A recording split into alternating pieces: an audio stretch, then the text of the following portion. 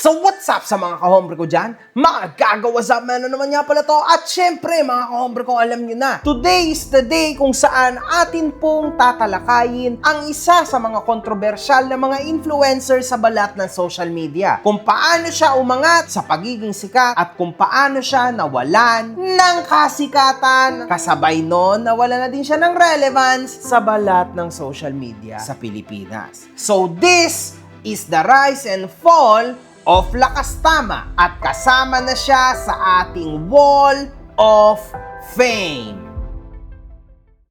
Hinahanap niyo ba ako sa Facebook? Ito na ang bagong Facebook ko mga kahombre ko. Follow niyo ako.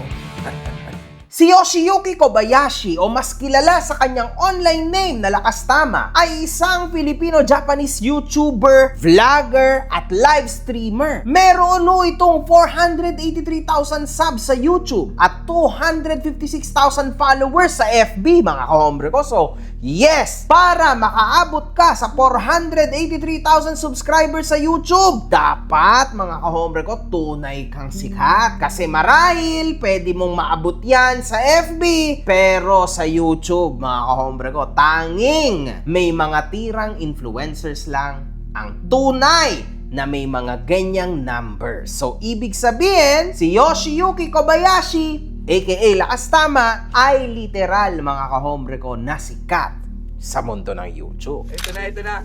Oh shit. Teka, parang yung hawakan no? Presented to Lakas Tama for passing 100k subscriber YouTube. Ayan o.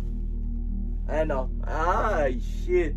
Ayan o. Paano nga ba siya nagsimula? Nagsimula si Lakas Tama sa pag-upload ng kanyang mga music video at daily vlogs sa YouTube. Pagkaraan ng isang taon, nagsimula na rin siyang mag-live sa kanyang YouTube channel. Pero mga kahombre ko, dito talaga sumikat ang lahat sa kanya. Noong 2020, sa gitna ng pandemya, habang nasa Japan, nag-live si Lakas Tama sa FB group na ito. At sinabing makikipagsuntukan daw siya sa tinatawag back in the day na YG slow burn, mga kahombre ko. Bakit? Kasi binembang daw ni Lakas Tama yung jowa nung slow burn. Online suntukan to, ngayon manood kayo. Dahil papunta na rito si YG Slowburn, yan. Hinamon niya akong one-on-one. So, pagbibigyan natin siya. Total, siya dadalaw sa akin dito. Bibisitahin niya tayo. Ano ba ginawa nun, boss? Alam mong ginawa? Sinibak ko yung shorta niya. Ngayon ang ginawa niya.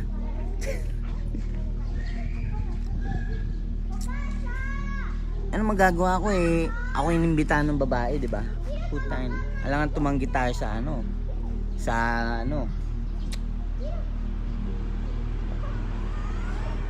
Alangan tumanggi tayo sa biyaya, di ba? So, grabe to mga kahombre ko, napakatindi ho nito at mukhang totoo naman kasi good looking naman talaga ito si Lakas Tama. Mamaya niyan, mukhang totoo ho na binembang talaga ni Lakas Tama ang jowa nitong slow burn na ito. Ay, YG!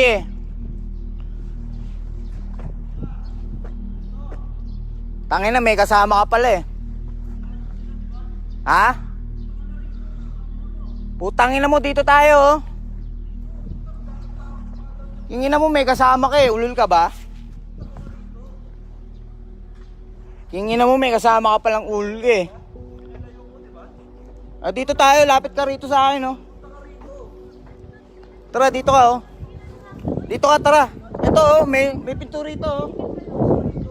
Tara dito. Ano, live ka? Oo, gago. Live ka? Ano, G? Ha? Live ka? Ha? Tanggalin mo yan. Tangina, papakita mo. Ano? Papakita Ano yan, mo. may hawak ka? Papakita mo. Ano, matakbo ka? Tangina mo ha? Ano? Ha? Ano? May hawak ka pa, ulul ka ha? Ano yan? Ano yan? Ano, tatakbo ka? Ha? Ina mo. Dami nyo, oh. Ulul ka ba? Ha? Ina mo.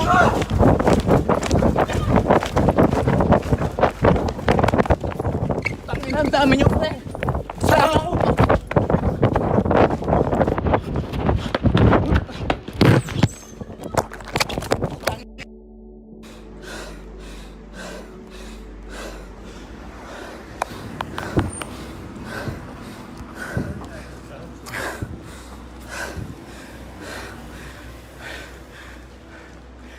JR!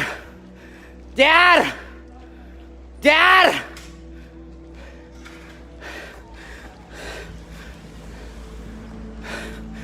JR! Tangina, lugi ako dun. Ang dami nila. Aray. Sakit ng skateboard, puta.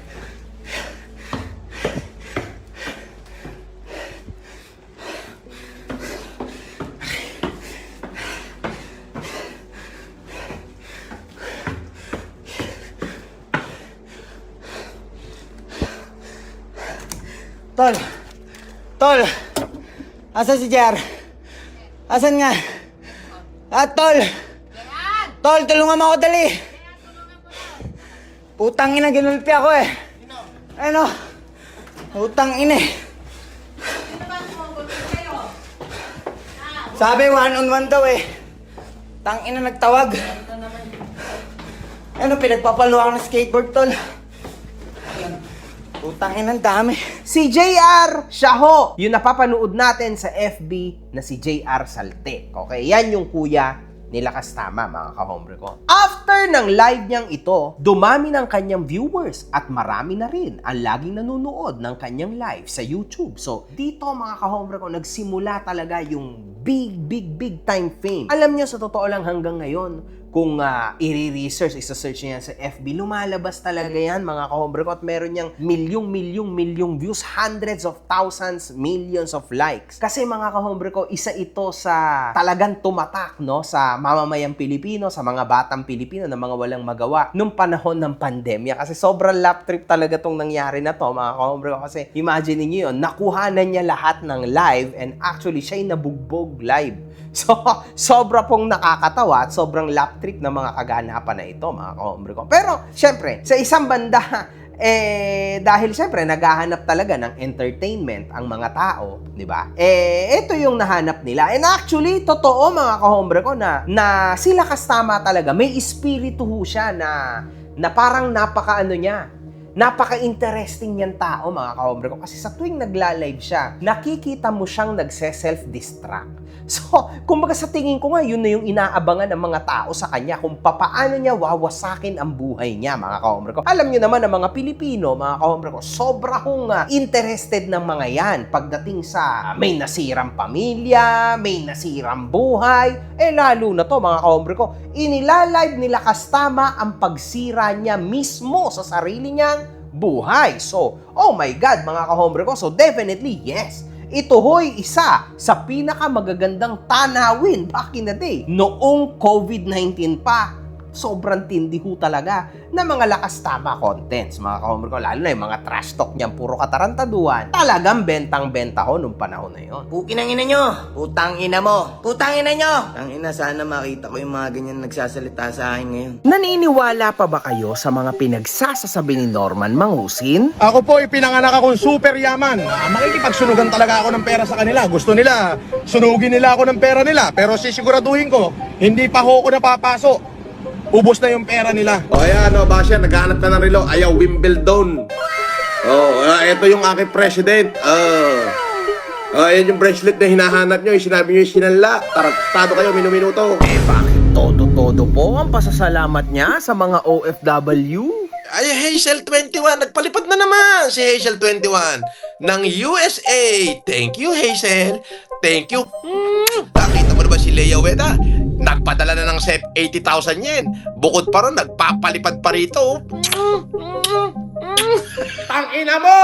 Para ho sa mga OFW na awang-awa kay Norman Mangusin, huwag na kayong magpapadala kung saan-saan kasi may transfer fee. Baka maghalit niyan si Norman kasi may bawas pa yung ipapadala niyo sa kanya. Tangina mo? Ganito na lang. Para may libreng $20 pag pinadala mo yung pera mong pinaghirapan para kay Norman o sa pamilya mo, gumamit ka ng TapTap Send. Oo!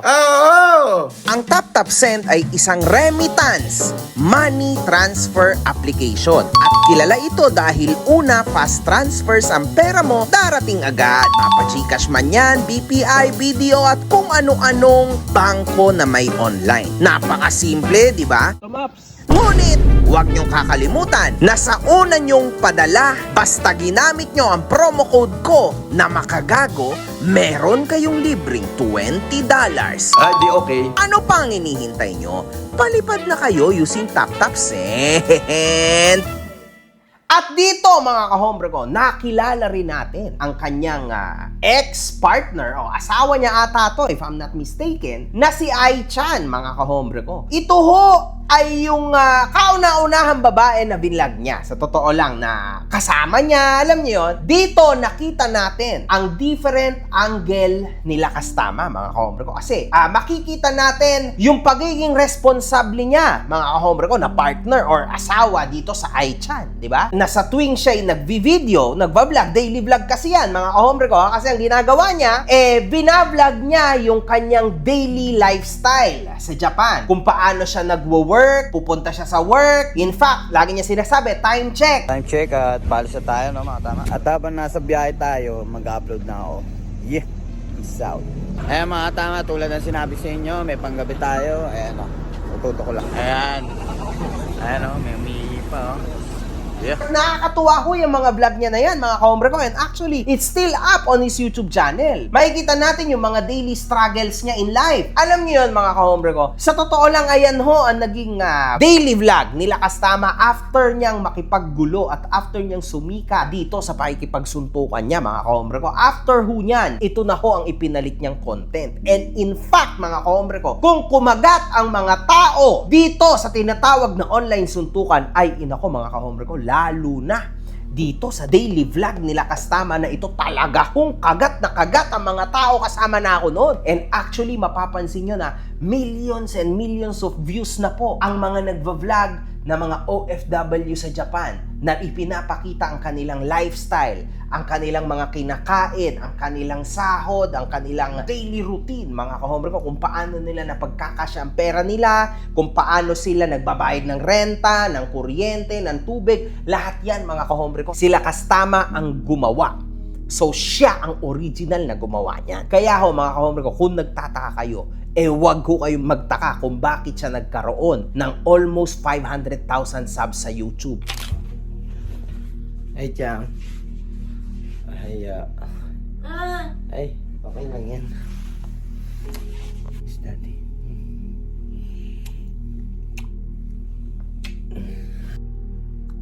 Later on, mga kahombre ko, bigla na lang hong nawala sa mga videos niya si Ai-chan. Hindi na nakikita, mga kahombre ko, sa mga videos nila Kastama ang kanyang mag-ina. Hanggang sa dumating ang point. Dahil ginigil mo ako, Yoshi, ito lang masasabi ko, bukas na bukas, tatawag ako sa pulis. Sabihin ko, ginugulo mo ko.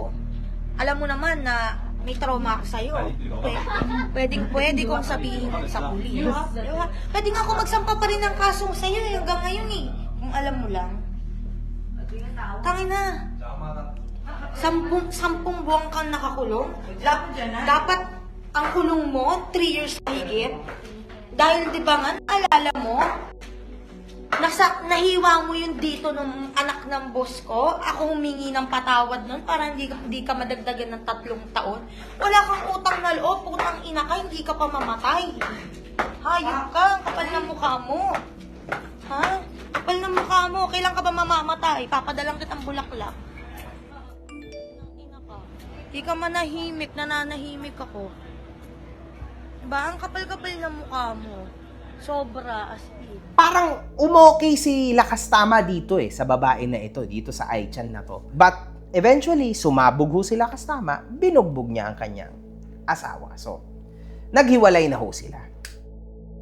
2023, umuwi ng Pilipinas sila Kastama at ipinakilala ang bago niyang partner na si Lovely. So, same to mga kahombre ko, no? 2023. Nito na lang yan, mga kahombre ko. So, syempre, as usual, si Yoshi, napaka-sweet ho nito. Syempre, sobrang sweet sa simula. Hanggang sa nakuha na ang gusto.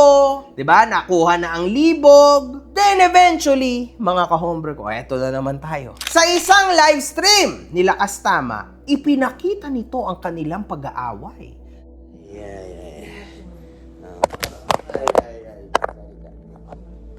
Ay, Maglaro na lang kayo, maglaro na lang muna. Eh, ayaw niya eh. Doon ka. Doon ka, please na. Nasa ka na? Ito, na-stranded. Doon ka, please. Ano? Laki ng harang eh. Doon ka, please. Dalawang bulldozer sa ilong. Pero para ikipin mo yung tao. Sanay na kahihiyan, Yoshi. Sanay raw. Sanay raw. Sanay ka. Above ko. Above ko. Nakakadiri mo galing. Paano yung nakadiri? Sige. Paano? Tapat sa akin yun. Ang dali. Above ko. Above.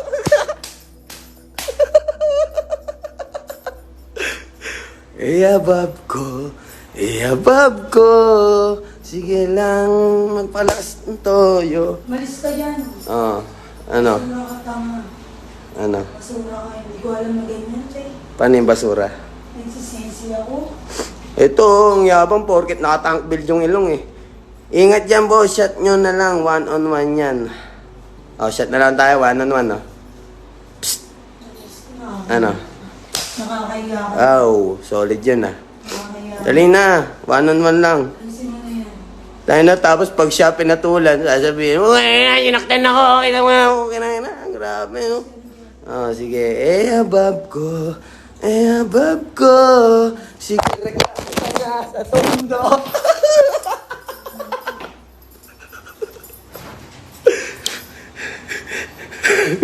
Ang ina mo, sige. Uy! Putang ina mo! Sige! Sige! Sige! Lumapit ka! Ilayin mo ngayon yan! Ilayin mo ngayon yan! Ilayin mo ngayon yan! Bumaba ka! Uy! Down! Down ka! Down! Uy, umayos ka! Down! Umayos ka! Down! Sige na, ayun. Down! Te! Putang inang to Uy, eh! bago ka. Putang inang to! Down! Huwag kang ano, gagi. Bago Down! lang. Yan na, dinala yan! Down! Te! Ayun, matutulog ako. Huwag kang ano, makikita to dito. Huwag kang ano, makikita yan. Down! Huwag kang makulit! Lumod ka! Huwag kang makulit! Nalulod na! Sorry! Lokos ah. Lord! Lulod na kayo. Nang gagago, nakikita mo? Nang nandidilim mo. Ah. Tayo ka lumapit. Nakikita mo. Nandidilim mo yung Putay na lang. Nakaload na ako. Umayos ka. Lovely! Ginagago ko. Sige, sisirain mo yung buhay mo kay Yoshi. Ha? Sisirain mo yung buhay mo. Lumod ka. Sisirain mo yung buhay mo. Okay na. Ha? Sorry na. Sisirain mo yung buhay mo. Ingat. Sorry na. Sorry. Mag-sorry ka sa live ko. Ang ginawa ko sa akin. Yan, sorry sa live sa ginawa ko sa Huwag ka tumatawa. Huwag ka matawa kayo na. Teka lang, masakit. Huwag wala akong pakialam. Teka lang, masakit. Wala akong pakialam eh. Tignan mo ako. Ginagago ako na ito eh. Kaya nga, tama na yan. Ilaba mo na yan. Hindi pwede. Hindi pwede. Puro sa akin na ito. Sorry. Baba. Love niya, okay na. Mag-sorry ka sa Nakikita yun dito eh. Mag-sorry ka sa live. Sorry. Hindi pwede. Paano ako magsasorry? Pinahiya mo ako. Ayan, sorry. Pinahiya ko siya. Ayan, naintindihan niyo naman ako siguro, no? So, yun. Piyara ko dito. Wag! Ha? Hindi ko gagawin yun. Mapapama pa. Ayusin mo nga. Walang pakialam sa'yo. Itang lang ito, tinatarantado ko kasi ako nito. Tama na yan, baba mo na yan. Baba mo na yan. Lumot ka! Puto, lakas mo naman! Lumut! Lud! Lumut na ako! Lud! Tayo na naman yan. Ang lakas ng trip mo. Ano? Ano ba yan? Tama na yan. Mag-sorry yan. Mag-sorry mo yan sa akin. Sorry na nga eh. Sincere! Ano ba? Lumot! Tama na yan. Lumot ka! Tama na. Lumot ka nga eh! Tama na yan. Lumot ka nga eh! Tama na yan. Lumot ka nga eh! Tama na yan. Lumot ka! Lord, Tama na yan. Lord! Tama na yan. Tama na yan. Tete, dito nakalak. Utang ina mo, Tama tinulungan na mo nga kasi yan. puputok pigago ka. Tuwi ng ina mo ha. Ayun, dapat pala dito. Oy, kaya wag niyo tuturuan ng ano niya. Above niyo. Panginoon to parang gagi. Lord! Tama na, lumod na ako. Hindi na yung ano ko, tanong ko sa'yo. Putay na, ano gusto mo? Maglalakad ako nakaluhod. Dapat di kayo nagdadalang baritin. Paingin din kayo parehas eh. Dapat di kayo nagdadalang baritin. Nadadala talaga yun. Tama na yan. Patawanan mo pa ako, Shim. Hindi. Oh, sorry ka. Sorry na. Sige, Sorry sige. na. Huwag mo akong hawakan. Dali na, napaka-gangster Lumod ka! Lumod ka. Sorry na. Lumod ka. Sabi! Wala akong pakialam sa'yo. Nakaindi Masakit. ka, ano? Tinatamaan ako sa bego. Yung ka, lumod ka, lumod ka. Namanti. Lumod ka, please na. Okay na inang yan. Ang last at tama mo, gago. Oh. O dito mga kahombre ko, makikita ho natin kung paano niya na naman winasak ang kanyang buhay live. Tulad niyan, nagkaroon pa ng tutukan, o, di ba? May mga ganyan pa, alam nyo naman na illegal yan. So, kahit papaano naman mga kahombre ko, pinrotectionan pa rin niya naman ang kanyang kasintahan o partner ng panahon na yan kasi nakikita naman natin na hindi niya naman pinakita sa live na may hawak talaga yung babae na yan. Pero dito, mga kahombre ko, after ng mga kaganapan na yan, slowly pabagsak sila Kastama. Bumalik ulit siya sa Japan, mga kahombre ko. Nagtrabaho siya ulit, di ba? Pero hindi na tulad dati na talagang tutok talaga, no? End of the day, ang buhay nila Kastama ay umiikot lang sa mga babae, tas umiikot lang sa live, tapos ending, sisirain niya yung relasyon niya to sa babae. Paulit-ulit yan, mga kahombre ko. It's actually a cycle, no? Iba't iba lang yung personalidad, iba't iba lang yung mga karakter ng mga babae, pero end of the day, iisa lang ho ang kalalabasan ng lahat. Bubugbugin niya ho. At maghihiwalay sila. Ganyan lagi ang storya nila Kastama. Pero, medyo iba to, mga kahombre ko, hindi na to tungkol sa babae. Binisita nila Kastama si Boss Toyo upang ibenta ang pantalong ginamit niya sa viral video niya kung saan siya'y nakipagsuntukan. Yun nga kasi, yun talaga yung kauna-unahang kinasikat nila Kastama, mga kahombre ko. At dito, Yung masarap baklasin eh.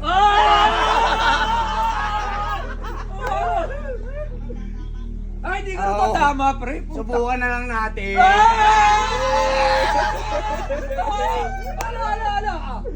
Kakasa. Go. Siyempre, pag-uusapan niya, ano? Di ba? Sabi niya, Oo ba? Pre, mapapalabang ka rito. Sige, Baka sige. masira yung mukha mo rito. Sa akin na yung ngipin mo ha, pag natanggal ko yan. Tino. Ay, ako daw ah.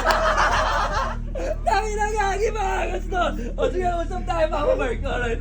at mapapansin nun natin dito, mga kahombre ko, na hindi si Merc ang naghamon kay Lakastama, kundi si Lakastama ho ang naghamon kay Merc sa Battle of the YouTubers. Pumayag naman si Merc at kinontak niya agad si MG para dito, di ba? Siyempre, para maikasa. Dahil alam naman natin na ako ang promoter ng Battle of the YouTubers, di ba? Inoferan ko ngayon. Kinontak ko ho ngayon sila Kastama. Sabi ko, 100,000 pesos ang TF. Back in the day kasi, nung panahon na to, mga kaombre ko, washed out na siya. Hindi na siya sikat tulad noon. Nung panahon na yon, nung panahon na yan, na nangyayari yan, si Boy Tapang lang ho ang nagkaroon ng 200,000 pesos na TF. O kasi syempre, si Boy Tapang yon. Sikat na sikat siya noon.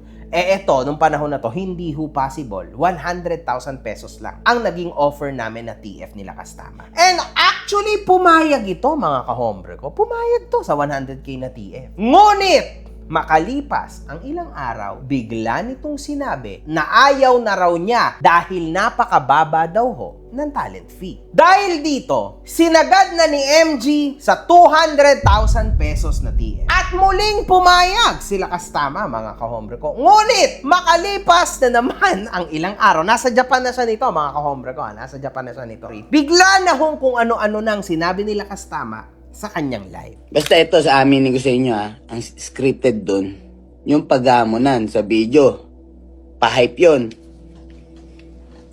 Ngayon, yung suntuan dun, hindi. Physical, hindi. Alright? Sinabi ko na sa inyo ha. Kung ano-ano na hong kabaligtaran na kwento ang ikinuwento nila Kastama tungkol sa issue na ito, no? Well, sa totoo lang, nakakatawa na lang, no, ngayon. It's in the past, pero nakakatawa na lang kasi sa dami-dami namin na hinandle, sa dami-dami kong hinandle na mga influencers, parang bakit kay Lakas Tama lang, mga kahombre ko, nangyari yung ganitong klase ng aberya, di ba? Madali lang naman yan para sa amin. Para sa akin, tumatak kasi sa akin, mga kahombre ko, na naduwag si Lakas Tama dito. Marami siyang naging motibo sa akin. Actually, nasa messages pa nga namin. Kaya sabi niya, yung ngipin daw niya, kasi kaka-veneers niya pa lang, baka daw mabasag yung ngipin niya, sagot ko ba daw kung mabasag ngipin niya? Matuloy na lang talaga laban na ito because kahit pa paano, umiinit na siya, di ba? Kasi si Lakas Tama ay kilala bilang isang bad boy, tapos versus isang merc lang, sinasabi nga niya, no? Sino kalaban mo, Master? Si Merc. Di ba nanggigigil kayo doon? Huwag kayong mag-alala, ako nang bahala ron. Maraming gigil doon. Maraming ang pupusta sa akin, kahit yung mga kababata ko eh. So kung ganun pala, bakit ayaw mong pumalag? Tama? Kasi mga kahombre ko, ang totoo niya, natatakot siya. Hindi kasi siya totoong pangsuntukan, mga kahombre ko. Kasi sa tingin ko, duwag si Lakas Tama na ilagay sa gitna ang kanyang reputasyon sa part na yan. Kasi alam niya rin na kahit magkasing liit lang sila ni Merc, magkasing timbang sila ni Merc, alam niya na may kalalagyan siya dito. And actually, natakot siya, mga kahombre ko. Totoong natakot si Lakas Tama kay Merc para sa akin. Up till now, talaga hong sasabihin ko yan kasi para sa akin, legit na natakot siya kay Merc. Pero, eto, last, nag-offer ulit si MG ng cash prize na 1 million pesos at naglapag din ng isa pang milyong piso si Merc para kay Lakas Tama. So, 2 milyon na yon mga kahombre ko. Plus yung TF pa.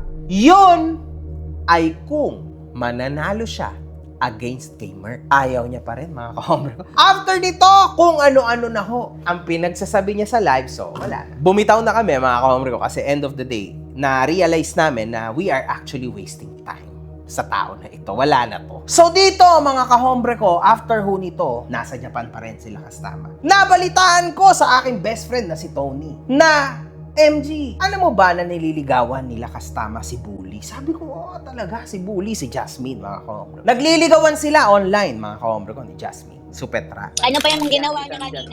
Natulog lang ako kanina. Midlip lang ako eh. Tempo kita. Oo.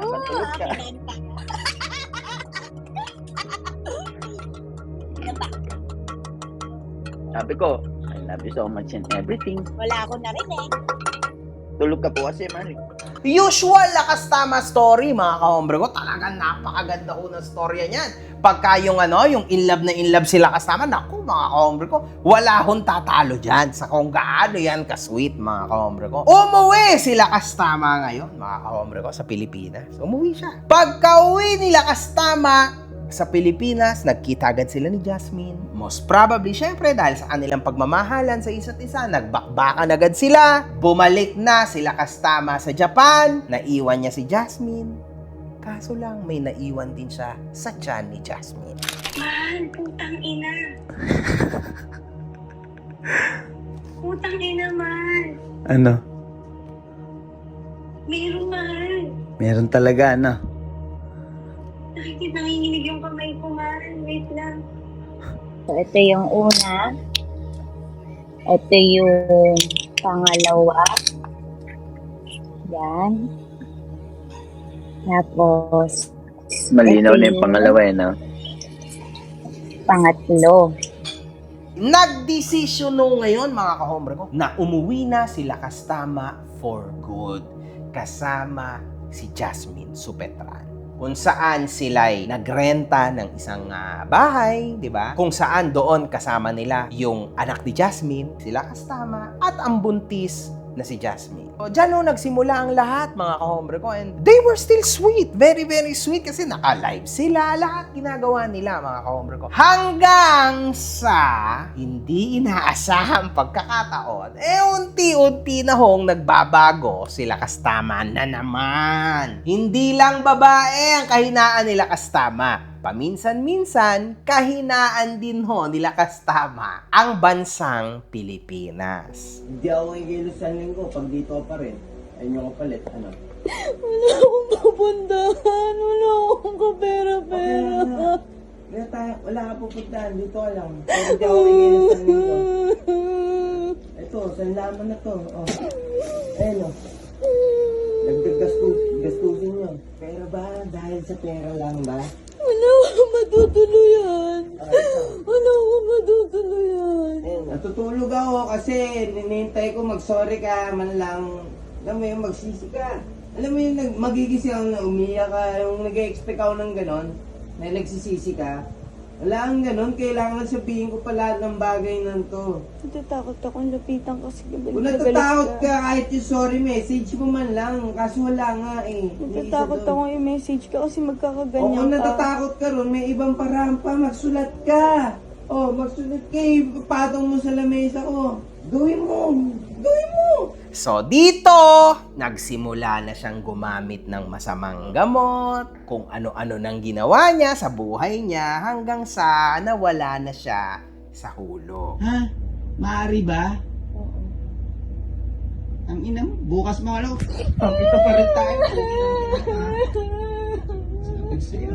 Nasaktan niya si Jasmine. Nasaktan niya ang kanyang anak. Mix na ang lahat, mga kahombre ko. To the point na eto na ho yung darkest ever sa buhay nila Kastama. Ba't kailangan nyo husgan ng ganyan mga tao kayo? Tangina nyo lahat kayo, bintang kayo ng bintang sa akin. Total, yan yung bintang nyo, di ba? Handa naman ako magpakulong, putang ina eh. Ito pagkatao eh. Yung mga tulad mong mga mapanghusgang tao, dapat sa inyo, putang ina nyo, mawala na kayo rito. Please lang. Mga ulul! Stress lang ako dito sa Pinas. Tangina nyo. Tangina nyo, tinataanan nyo. Tawanan nyo ako sa personal. Pagpapatay ko kayo, putang ina. Tangina nyo. Tangina nyo. Tanong mo sa akin yan pag nakakita mo ako ng personal. Tangina, ba't ginaganyan nyo ang mga tao rito sa Pinas? Ba't ka nanonood? Gago pala eh. Pukin ng ina mong adik kayo. Kayo yung mga tunay na adik, mga pukin ng ina nyo. Tangina ako, gusto nyong kalabanin, mga tao kayo sa Pilipinas. Bakit? Bakit ako? Bakit nyo ako kinakalaban? Putang ina nyo ha? Pag ibang foreigner, inaamo-amo nyo, foreigner naman ako, putang ina nyo ha?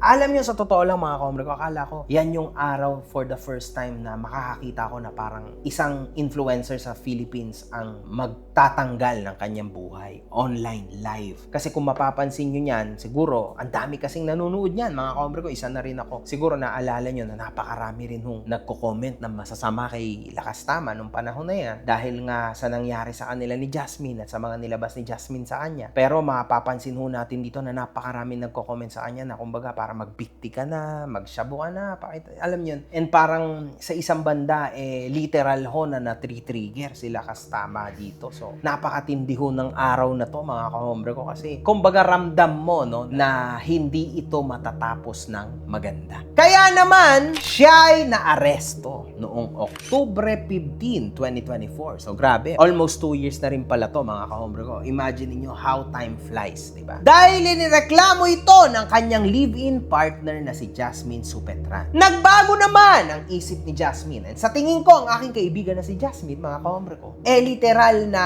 ito ho ang isa sa pinakamalaking pagkakamali niya sa kanyang buhay. Inamin niya naman yan. So, 200,000 yan, mga kahombre ko. Piniansahan niya ang pinakulong niyan tao. Question, Jasmine. Totoo talaga na binubugbog ka nila Kastama? Yes or no? Diba? Ito yung kinaiinis ko pa. Isa sa mga videos mo noon, sinasabi mo na hindi ka binubugbog. Pero, eto yan. Hindi kita tinitira or what, no? Don't feel bad. Pero, kumbaga, gusto kong malaman, totoo ba talaga yung sinasabi mo nung panahon na yon o meron ka lang talagang pinagtatakpan? Kasi parang ganun yung labas. Kasi sa amin, sinabi mo, binubugbog ka, tapos sinend mo pa sa amin yung mga patunay. Tapos later on, biglang hindi ka na binubugbog. Ano ba talaga yung totoo? Pinagtatakpan ko siya. Okay. Kasi gusto ko pang may magbago, may mangyari sa kanya. Since naranasan niya na-experience niya na okay, eto pala yung mangyayari. Kaso hindi pala tama yung nasa isip ko. Mas lalo pa siya naging malala. So, mapapansin nun natin, mga kahombre ko, na talagang kakaiba sila Kastama. Abanti tayo, mga kahombre ko, kasi panibagong yugto na naman po ito pagdating sa buhay pag-ibig nila Kastama, mga kahombre ko. So, Ano sabi mo? Asawa daw? Homewrecker daw ako, baby. Homewrecker daw ako. Hindi na mami kasi late. Ano mo ako, baby? Pakasal tayo? Fiancé. Kasal. At dito, talagang nag-break na ang lahat ng hell sa Pilipinas, mga kahombre ko. Kasi talagang pinakita na nila, inilabas na nila, nag-out na sila na meron ng bagong karelasyon. Sila kasama at yun nga si Temple.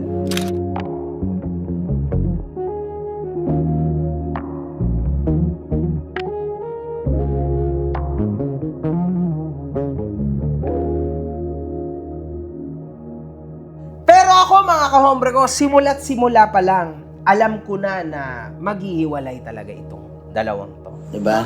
Ganyan lang ako tinatapon pag ano. Hindi kita tinatapon, alam mo yan. Hindi mo agad kinakausap ko eh. Ano kang gagawin ko ganito nga? Kaya mami, tulungan.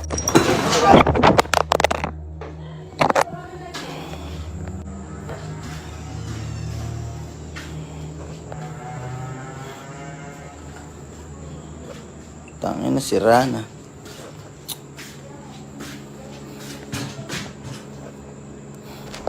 Ano nangyari sa puno? Paririgan. Paririg dito, paririg doon. Wala na, sira na. Nakalive ko pa rin, gaga.